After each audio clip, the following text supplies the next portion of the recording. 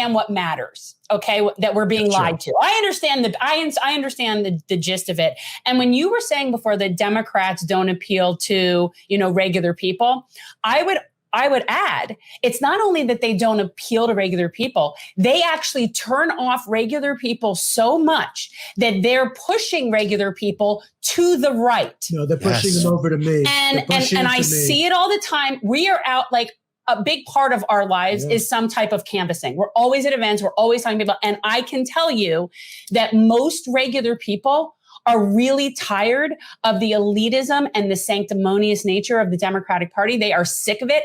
And what's here locally, all our Dem clubs are out doing is registering voters, but the majority of voters are not registering as Democrats. I can assure you. They're registering more Republicans than Democrats. And yet that's what the Democratic clubs are out doing, is registering voters. In central Pennsylvania, where it is completely red outside of University Park, is that what you will find when you go to a lot of these places, are there the outliers? Are there the crazies with the Confederate flags and all that crap? Or with the, as we saw. Oh, we saw some guy yesterday. I'm here.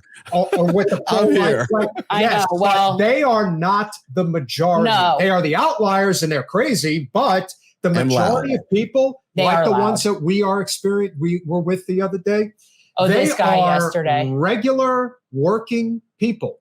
Some of them are middle class. Some of them might even be upper middle class. But overall, these are regular people. The Democrats they are not turn them hate-filled off. people. They just want to be able to survive in this world. And they know that the system is broken. And the only thing that is really keeping the GOP afloat is Donald Trump. Everyone knows it. Everyone can see the numbers. It's clear as day. I, for one, actually thought that DeSantis was going to be a real threat. He might still be. But I can also see a scenario where he turns into Jeb Bush. Like, it's very He's possible. somewhere between Jeb Bush and Mike Pence. Might be. And so a lot of that just has to do with the desperation that this country feels right now. That's why they're looking at people like RFK and Marianne, because they're looking at, well, give me something other than this bullshit I've been fed for so long. And a really great point I wanted to bring up. I really wish Jesse would run. Well, or even Mark Cuban. Honestly, I would get behind that. I'd get behind a lot of things right now. Well, we certainly could have Jesse running for president, love Jesse, and that would be a great experience. Yes, it would. But what I want to say here, which I think is very important, because the one thing that we have been fed for the last 2 years, which we all know is BS, is that if we just replaced Kyrsten Sinema in the Senate, we would be able to solve all of our problems. If we only get Ruben Gallego into the Senate, that's going to solve our problem. But as we know, that is not the real problem here. And I'm going to prove it to each and every one of you. This is the real power of our party, people. Manchin and the parliamentarian. That's why Joe couldn't get anything done. Support them for 24. That's who we're picking, because I got to tell you, if the parliamentarian has that much power, we should be backing her all along. In the 2022 midterms, there was a lady by the name of, I'm not going to say her last name correctly. It's Marie Glusenkamp Perez. Glusenkamp. What is this? This is her. And as you can probably see, if I get it close enough, if you can really, stop, because it's a little blurry, but you can't really see it. But anyway, what the message is that she says is not representing special interests. And this is not somebody who's coming from ruralville America. This is somebody who is off the I-5 corridor in Washington State.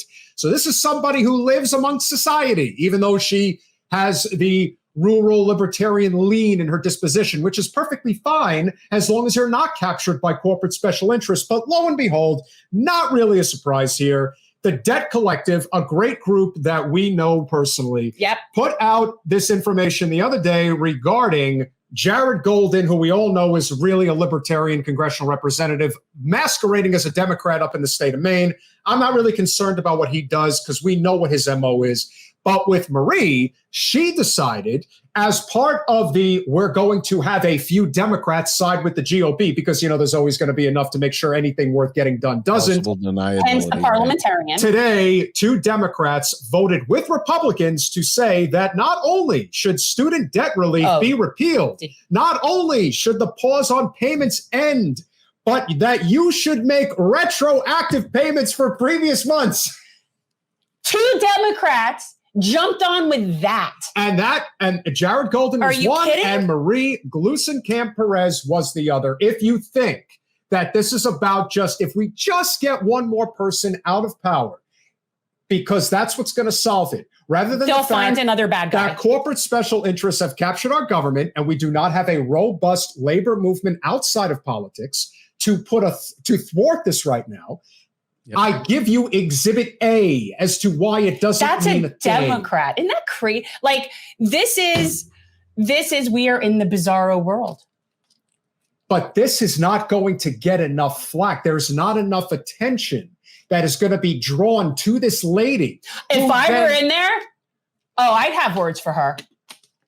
And then the icing on the cake, which you may have noticed, is that she decided to then make a video with Jared Golden and one other representative talking about how we are proud to be Blue Dogs because fiscal responsibility is the most important thing we can be doing on Capitol Hill. Steve, go teach them something. Can you not? Well, that's what I was going to say. I mean, I can't even get friendlies to listen. Why wouldn't the world would the enemy listen, right? I mean, this is part of the problem. That's why for the last decade plus, I've been trying to get folks to understand that the United States government creates money when it spends it into existence, and that it deletes money when it taxes it out of existence, period. Full stop, end of story.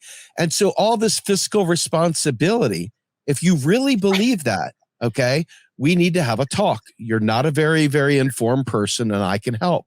However, I don't believe that this is accidental. I believe that this is a well-known thing, and I believe that it's malicious and malevolent.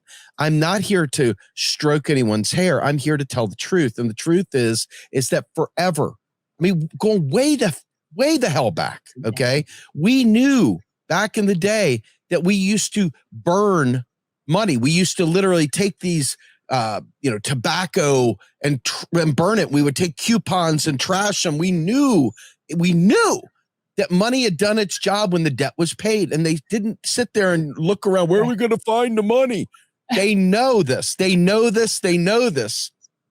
So what it does in the end is it breeds absolute precarity amongst regular people. And it creates this barrier, this like middle zone buffer of the very people you were talking about. They're not crazy. They're not this. They just don't want, blah, blah, blah. These very well-reasoned, very thoughtful middle-class people that just don't want their hard-earned tax dollars wasted on someone's bad choices. And they think it's wrong that they paid their student debt, but they won't. And why should I fund that? It's all very commonsensical if you don't understand that the government literally is the creator of the dollar. We don't borrow from some private bank, but because we're stupid as hell and we're recalcitrant, we're stuck in this little rut, we don't have any power to fight back. Thanks for watching. If you want to support our mission to transform politics into service, please like this video, subscribe, follow us on social media, and consider joining our Patreon, where you'll get early access to our interviews as well as other exclusive content. Links are in the description. Peace out.